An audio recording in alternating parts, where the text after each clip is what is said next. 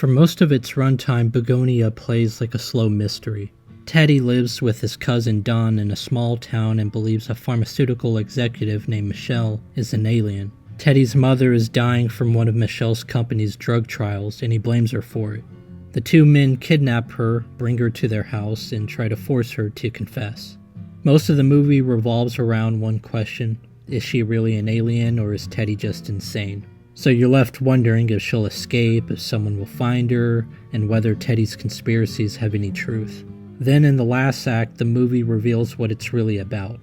Michelle admits that she is in fact an alien. They created humanity, but came to see us as cruel and violent and impossible to fix. The aliens did try to help us, she says, but now they've decided to wipe humans out so the earth and animals can survive.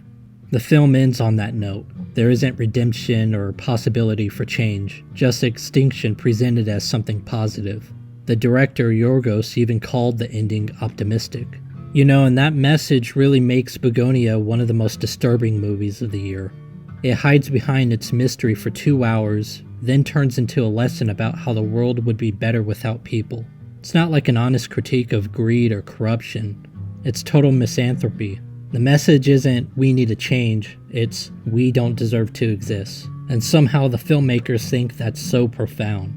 I do want to note though that there are people out there who invent hidden messages that aren't there. And it's not just this film, it's other movies too. But when I was reading about this movie, I saw somebody say it was about Jewish power and how they control the world. That's not what the movie is doing. Bugonia isn't subtle or coded, it's just nihilistic and cruel, nothing more. But I will say there is this sense that Yorgos and the writer, Will Tracy, are projecting themselves into the story. The aliens in the film act like they understand everything and they are just trying to help humanity, even though humans fail at every turn. It's hard not to read this as the filmmakers seeing themselves in the same role, judging the rest of us from a higher plane, frustrated that we're just too stupid to do things right. The movie becomes less a story about humans and more a reflection of the creator's own sense of superiority. And the film isn't visually or formally strong enough to justify its attitude. For all the praise that Yorgos gets for his vision, Bugonia looks awful. The alien design and the final scenes that are supposed to feel otherworldly end up looking silly, almost like an SNL sketch. The supposedly weird moments come off as random and uninteresting. It's actually crazy that this kind of superficial strangeness now passes for great art. Also, the idea that life is better without humans is not only ridiculous, but it's hypocritical. The same people who say things like this are happy to enjoy every benefit of human life.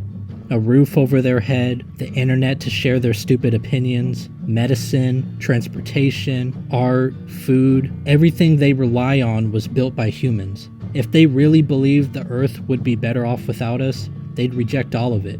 They would check out. But they don't, because it's not about conviction. It's about feeling clever. This kind of teenage nihilism is fashionable. We see the final sequence of nature thriving without humans, and it's just so silly. It really is just an evil film that wants you to leave feeling like humanity sucks. I did feel shitty coming out of it, but not because I agreed with its message. I felt it because the movie itself is trash.